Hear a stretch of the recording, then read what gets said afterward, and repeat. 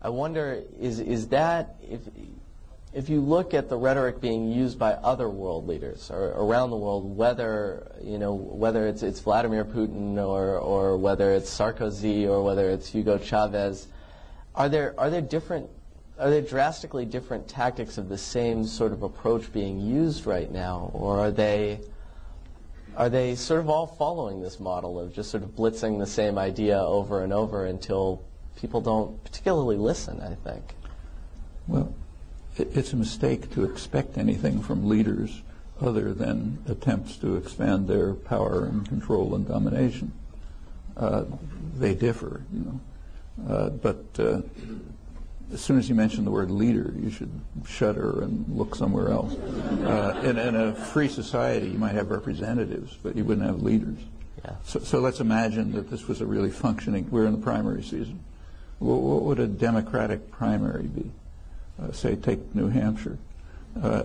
It wouldn't be a candidate comes into a town and says, tells you lies about themselves. What would happen is the people in the town would get together and say, look, work out the kinds of programs they want the next president to follow. And then if somebody wants to come in to be elected, they'd say, okay, you can come. Here's what we want you to do. If you're willing to do that, maybe we'll vote for you. If you're not, we're not willing to vote for you. But you don't have, and then there should be mechanisms to ensure that they do it, or else you throw them out. But the way we do it is quite different. The leaders come, they tell you what, they present themselves, usually falsely, and you're then to decide, well, do I want him or do I want him? But that's completely backwards from what a functioning democratic society would be. So when you talk about leaders, you have to shiver. On the other hand, there are differences. So take, say, Chavez, who you mentioned. On December, I don't know how many people know this, but on December 31st, at the end of last year, Chavez announced an amnesty for participants in the military coup in 2002, April 2002, not for all of them, for many of them. This is a military coup backed by the United States, probably with participation, U.S. participation, certainly support, which overthrew the government, kidnapped the president, disbanded Parliament, the Supreme Court, every other democratic institution, applauded in the United States, denounced in Latin America almost entirely. It was overturned a couple of days later. But suppose it had happened here.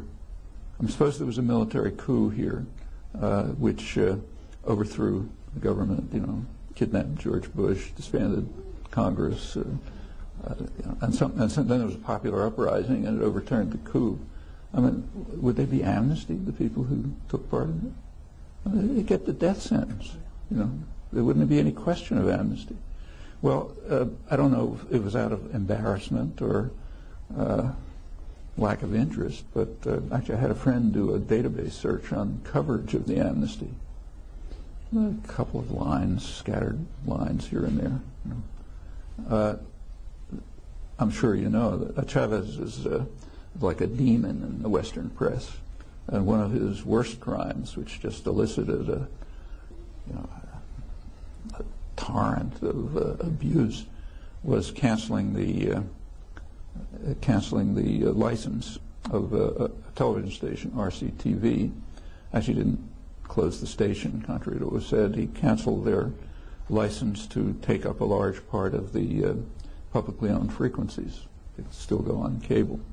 That was considered utterly horrendous, and the press denounced them, said this couldn't, the kind of thing could never happen here. Which is perfectly true. It couldn't happen here. But very few pointed out the reason. The station, you have to think of an analogy. Let's go back to the imagined military coup in the United States, the way I described. Suppose that CBS helped instigate the coup, supported it openly. As the popular uprising took place that overthrew the coup leaders, CBS started playing comedies and anything so that people wouldn't know what's going on in the streets. What would happen to CBS afterwards? to their managers and owners? Would they be allowed to keep broadcasting for 5 years and then have their license for public broadcasting removed? They'd be immediately sent to jail, probably get the death sentence. So it's true it wouldn't happen here, but not for exactly the reasons that were mentioned. Well, go on and on like this. We simply, let me take one last example to illustrate just the difficulty of applying to ourselves the standards we do to others. Take 9/11. Terrible atrocity, a huge outpouring of sympathy and support all over the world, including, incidentally, from the jihadi movements. I mean, they later turned because of our reaction to it, but at the beginning they were highly condemned it very strongly. And it was a terrible atrocity, undoubtedly. But it could have been worse. So let's imagine how it could have been worse, for example. Suppose that on September 11th, Al-Qaeda had bombed the White House, killed the president, instituted a murderous, brutal regime which killed maybe 50 to 100,000 people and tortured about 700,000, set up a major international terror center in Washington, which was overthrowing governments all over the world, installing brutal, vicious neo-Nazi dictatorships, assassinating people. Suppose he called in a bunch of economists, let's call them the Kandahar boys, to run the American economy, who within a couple of years had driven the economy into one of the worst collapses of its history. Suppose that this had happened. That would have been worse than 9/11, right? What did happen? And it happened on 9/11. It happened on September 11th, 1973 in Chile. The only thing I've changed is per capita equivalence, which is the right way to look at it. Well, did that change the world? Yeah, it did, but not from our point of view. In fact, who even knows about it? Well, because just in terms of your comment of the report. And incidentally, just to finish, we were responsible for that one. Definitely, and